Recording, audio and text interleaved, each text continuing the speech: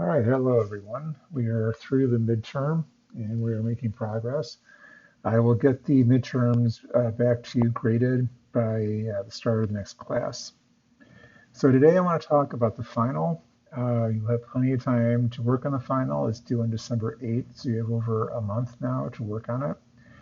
And I'll give you the parameters. It is also included on Blackboard, and I'm going to tell you how to search in Academic Search Complete. So let's get started with an overview of the final. The final annotated bibliography is very similar to the midterm in terms of how you're going to do it, how long the annotations are, how you cite them, and all of that. So that part is not new. What is new, the first thing to note is that what I want you to focus on is a modern equivalent to your historical topic. So a lot of you did women in the U.S. Army Air Force during World War II.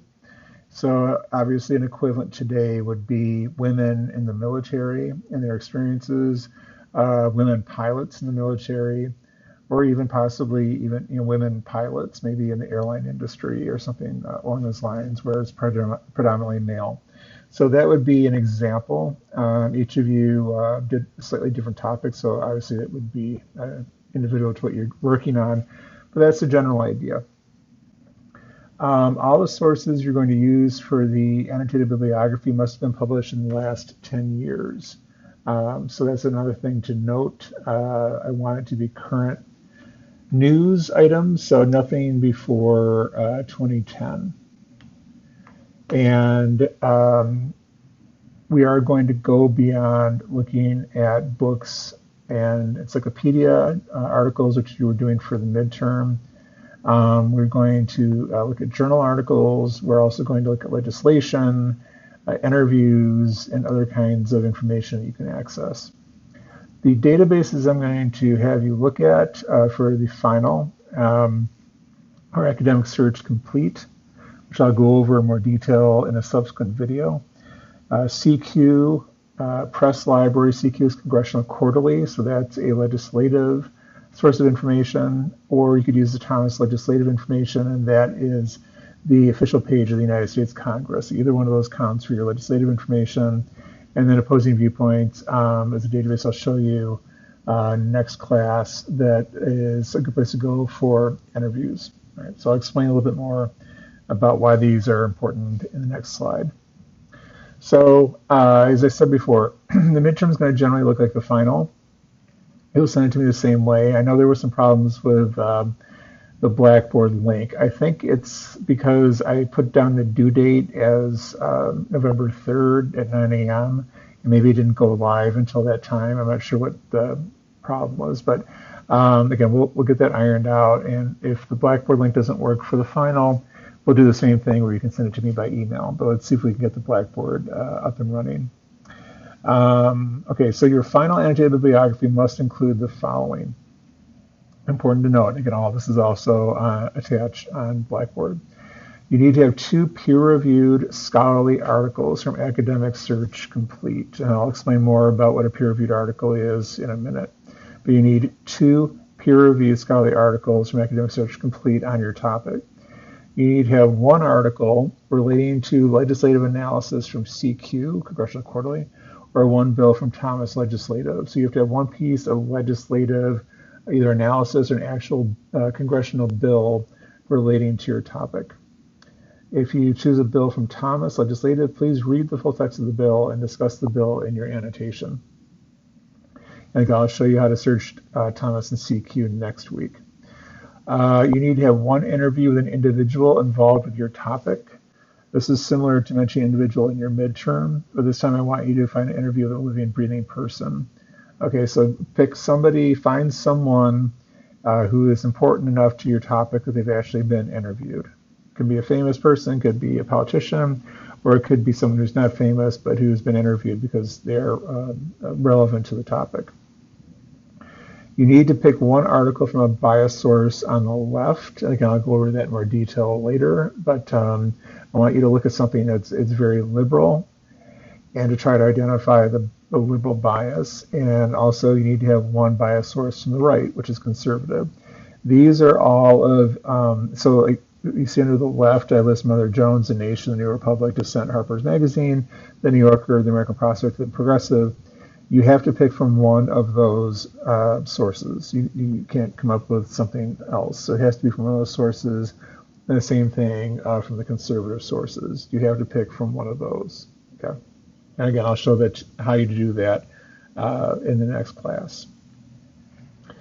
As with the midterm, you want to start each annotation with a citation, just like you did with the midterm. You want to do the same thing for the final. You want to describe the source, what the source has to say. You do not use direct quotations because it's a limited number. You have 150 words, so you can't have a big, long quote. You have to use your own words. Unlike the midterm, your annotation is worth 3 points.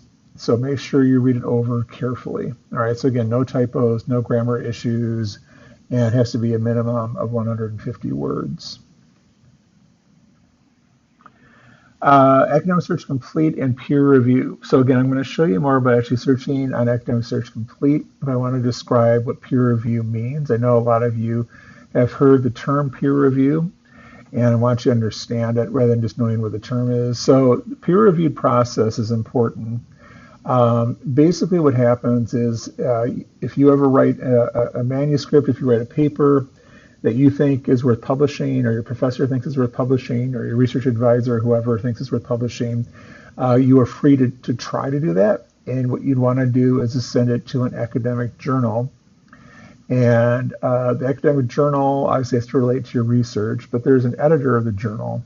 And the editor's job is to, almost like a human resources person looking at CVs. They get a lot of submissions and they decide, what's worth looking at further and which to reject outright. And so again, just like with a job, a lot of times when you write an article and you submit it to a journal, they say, thank you for your interest, but no thank you. But occasionally, just like with a job, you get lucky and the person on the other end is interested. And if that's the case, the peer-reviewed article, what they'll do, the editor will send it out to a jury of experts, and those are the peers. So the idea is there's usually 5 or 6 people who are experts, and they remove all your identifying information, so they have no idea who you are. They have no idea, your status as a student, or you might be a leading researcher. Everything is removed, so they should only be looking at your research. And then again, that's another hoop you have to jump through. A lot of times the jury of experts decides, the majority thinks that it's not good research and thank you for your interest, but no thank you. But again, occasionally you get lucky and they decide that what you've done is worth looking at further. And then what usually happens, very, very rarely do you write research that's so perfect in and of itself that they just say, go ahead and publish it as is. Usually what happens is they review it and they send it back to you as the author, and it's called revise and resubmit. So basically it's like a college paper where maybe the first half of the paper is good, but your argument kind of falls apart in the middle and the ending is a bit confusing, so you have to go back and rewrite it and get it to a point where they think that it's good to go. And it's a long process. It's frustrating as an author. I speak from experience. You think you have everything just the way they asked you to do it, and then inevitably there's just one more thing you need to do, and it just goes on forever. Now, the reason why I'm going into so much detail is that this is really our only way humanly possible to make sure what you're reading is valid information, right? We're talking, the COVID and the election about validity of sources and reliability of sources, and no human thing can be 100% reliable, but the best thing we can do is if you have a jury of experts look repeatedly at your research and they looked at every piece of evidence, every citation, every sentence, every paragraph, they send it back to you to revise it, you send it back, they look at it, they ask you to revise it again, you can be sure as the end user, as a reader, that what you are reading is accurate and reliable. And again, I think about, let's talk about maybe the vaccine for COVID. When a vaccine is developed and an article is written publishing the results, there has to be a peer-reviewed process, because obviously we want to make sure that it's a valid vaccine, that it's not harmful, that all the research stands up, and that needs to be judged by top people in the field. You could be designing the wing of an airplane, and obviously, before that goes into manufacture, you'd have to have a jury of experts look at your design and decide whether the plane will actually fly or crash into the ground. Or you might be designing a new surgical procedure for heart surgery. The point is, oftentimes, literally lives are at stake, and you have to make sure that a group of people who know what they're talking about agrees that what you are talking about and what you're asserting and what you're actually publishing is something that you can trust. And that's why in college, and especially if you're going to go on to graduate school, it's really important that you use peer-reviewed sources because it's the most reliable research you can take a look at. Now, that being said, to determine if an article is peer-reviewed, you simply need to see if there are any citations. So is there a bibliography? Are there footnotes? Are there endnotes? Are there any citations at all? If there are, then you have a peer-reviewed article, so you don't have to worry about it any further. Again, you need to find 2 of them for the final, and if all you have to do is look and see, does it have footnotes and endnotes and bibliography? If it does, then it counts as a peer-reviewed article. It's that simple. Now, while I'm talking about citations, I know we talked about plagiarism earlier, and that's a big part of why citations are important. But also, they are there to help you as a researcher on a much more positive level. So that's something again, for this class, if you're going to go on to graduate school, if you're writing final papers for your senior thesis, using the citations are crucial because basically what you're doing, someone's gone ahead of you who has more experience doing research, and they have found every possible piece of evidence in writing their article. And they've had it looked at very carefully by experts, and they've laid it all out for you in the bibliography.